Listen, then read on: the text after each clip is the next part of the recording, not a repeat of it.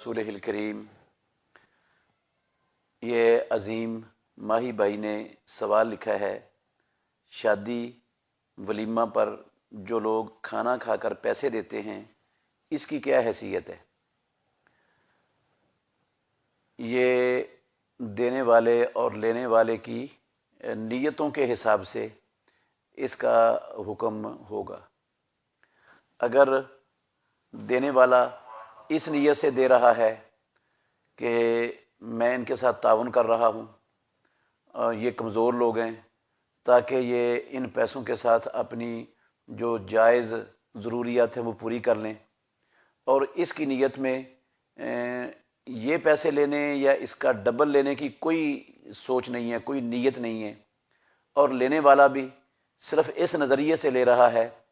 कि ये मुझे तोहफ़ा दे रहा है और तोहफ़ा लेना जायज़ है, मैंने ये वापस नहीं करने, ना मैं मुकल्लफ़ हूँ इनके वापस करने का, तो फिर तो कोई हर्ज नहीं है।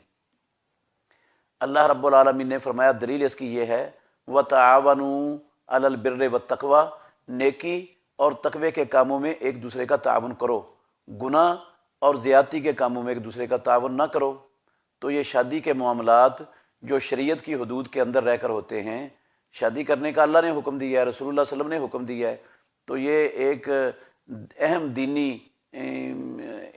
जो है ना वो हुक्म है अल्लाह और उसके रसूल का ईमान वालों को। तो इसको पूरा करने के लिए, इसकी जायज़ ज़रूरियात को पूरा करने के लिए एक दूसरे के साथ ताउन करने में शरई तौर पर कोई कबाहत नहीं है, बल्कि मुस्तहब और मुस्तहसन अमल है। अलबत्ता जो लेने देने का सिलसिला शादियों पर और वलीमे पर इसलिए होता है, देने वाले की नीयत में भी ये होता है कि मैं दे रहा हूँ और जब हमारी बारी आएगी तो 1.5 गुना या 2 गुना वापस मिलेगा हमें, और लेने वाले भी इसलिए ले रहे होते हैं, तहरीर भी हो रहा होता है कि हमने पैसे लिए हैं और जब इनकी बारी आएगी, हमारी देने की आएगी, तो हमने 1.5 गुना करके या 2 गुना करके इनको वापस करने हैं। तो इस वजह से जो इन मौक़ों पर पैसे लिए और दिए जाते हैं ये कर्ज होता है,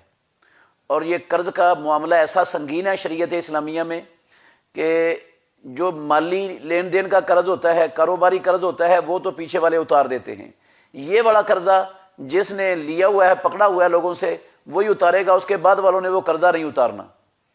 तो बंदा कर्जे की हालत में फौत हो जाए तो रसूल मुकर्रम सल्लल्लाहु अलैहि वसल्लम का फरमान है, सुनन नसाई शरीफ के अंदर हदीस है, मुझे कसम है उस ज़ात की जिसके हाथ में मेरी जान है, अगर तुम में से कोई बंदा अल्लाह की राह में शहीद कर दिया जाए, अल्लाह उसे जिंदा कर दे, वो फिर शहीद कर दिया जाए, अल्लाह फिर जिंदगी दे दे, वो फिर शहीद कर दिया जाए, वह अलैहि दैनुन, और इस बंदे पर हो कर्ज, ला यदखुलुल जन्नता हत्ता युखज़ा अन्हु दैनुहु, ये 3 मरतबा जामे शहादत नोश करके भी जन्नत में नहीं जाएगा जब तक इससे इसका कर्जा नहीं उतरता।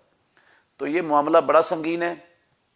इसलिए हमें अपनी नीयतों को खालिस करना चाहिए। तावन की नीयत से दें लें तो कोई हर्ज नहीं है, अगर ये नीयत कर्ज और वापसी लेने की नीयत है तो फिर ये मामला संगीन है, फिर इससे परहेज करना चाहिए, बचना ज़रूरी है।